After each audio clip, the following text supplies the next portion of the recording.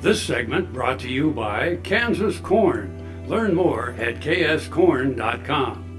Welcome back. Now let's see what Kyle and Duane are up to today on Plain Talk. Hi, this is Kyle Bauer with Plain Talk with Duane Toews. Kyle Bauer, your fact or fiction question of the day. The human brain, not mine, The human one. the human brain, has the capacity to hold as much information as the entire internet. Fact or fiction? Well, it might hold it, but you aren't going to get it back out of there. I'm going with fiction. It's true. It Oh, does. come on. And they're saying that's 10 times more capacity than earlier studies had indicated. So I don't know how they test that. They found some guy that has that photographic memory thing and spits it all back out. Yeah, I can't. don't like a lot of your answers, just saying. You know what? You can take it up with... With who? Somebody else. Somebody on the internet? Somebody on the internet. Okay. Yeah. Early aircraft throttles had a ball on the end of them.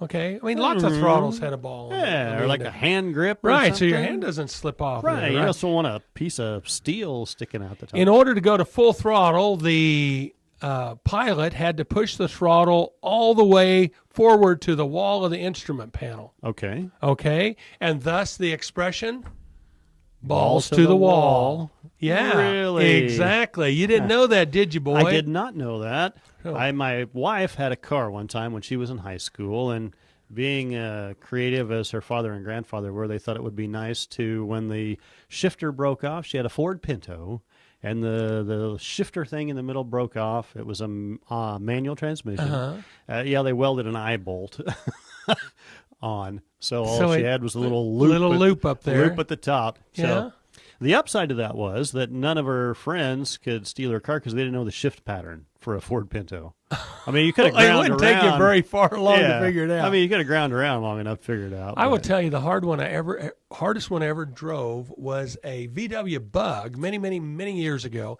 To go in reverse, you had to push down on it in order to pull back. And it showed the pattern, but in order to get it in reverse, you had to push down on it. Talk about one that just not anyone steals. Yeah, at least not in reverse. They wouldn't. Have you checked on my horses recently? On your horses. I did notice that you had taken them to pasture across the lane from me. Yes.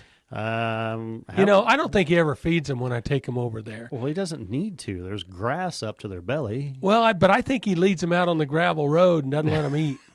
Because he charges me by the day. Oh, yeah. There you go. And then also, anytime I ride them and they're gone for the day, he still charges you. Well, not only charges me double. Because they're more exercise. In and out fee. Well, and they're more exercise, so they're eating more when they come back. It's like parking at the motel. It's that in and out fee when you go in and motel. out. Isn't that something though anymore? When when you park a car at a hotel, don't take for granted that it's a nominal fee. Yeah. I was in one recently. The parking overnight. Right. $78. Oh, you're kidding me.